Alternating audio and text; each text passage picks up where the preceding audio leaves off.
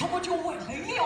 可是不得无计把土。我弟弟为这把土而得了配乐离家村，那不是老爷的家乡哎，是啊，怎么觉得那么远呢？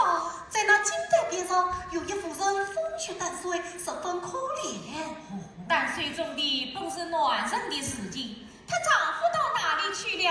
她女儿子呢？丈夫中军卢美英，孩子送到滨州城，已经整整10年了。整整岂有此理！不知这母亲无你的丈夫姓甚名谁？她丈夫姓任，任什么？孩儿不管事。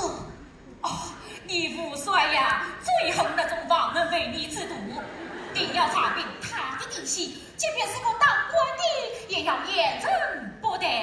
老爷，你是你啊，哦，严惩不得，严惩不得。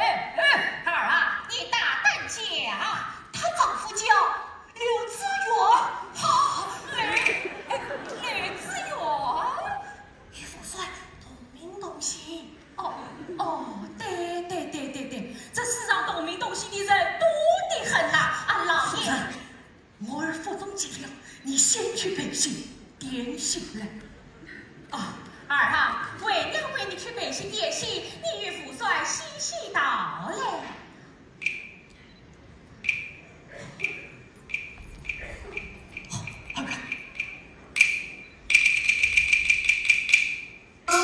那夫人还说些什么？他说10年前我往参下一次，被凶手抛进鱼塘，那孩儿死了没有？被一位大不俊妻千里迢迢送往滨州，那孩儿怎样？去你要急了，去了，要急了。要去了。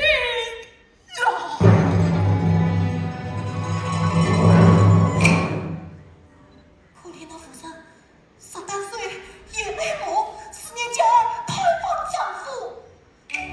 那夫人苦撑的家，再见。